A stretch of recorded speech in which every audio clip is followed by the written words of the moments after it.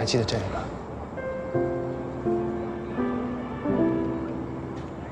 不就是我第一天来医院实习，你莫名其妙抱我的地方吗？这都是师出有意。你不是带我来找小胖胖吗？来这儿干嘛？因为你要找的人就在你面前。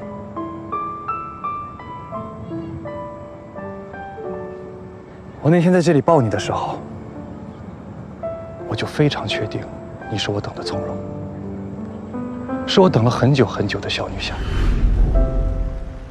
你终于来了，我等你很久了。从容，我是说我就是小胖胖。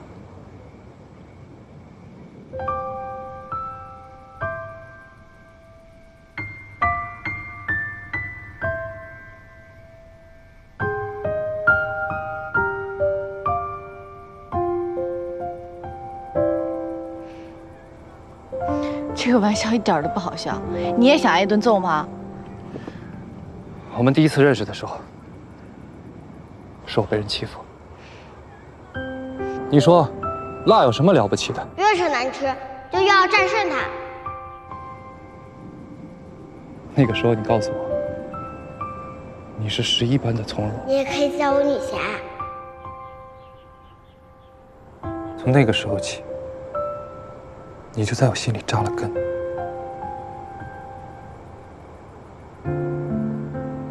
你爸爸去世的时候，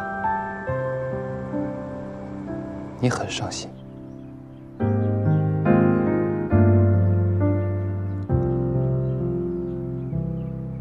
你说有2个月亮同时出现的话，你的爸爸就不会消失了。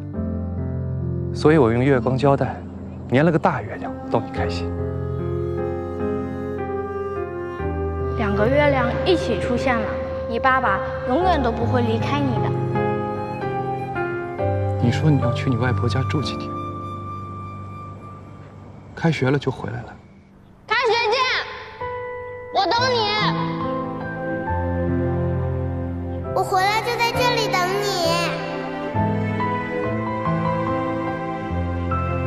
所以我每年开学的时候都在这里等你。 1年又1年，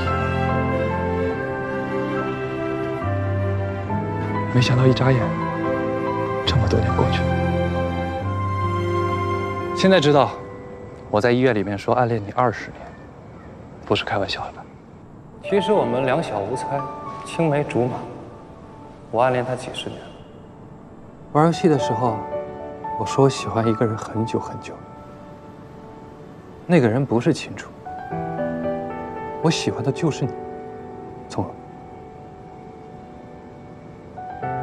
我希望这段回忆能给我们的关系锦上添花。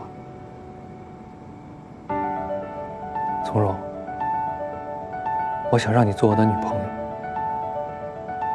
不想你把我当老同学。我需要冷静冷静。 没关系，反正这么多年我都等，也不在乎多等几天。反正你也跑不掉。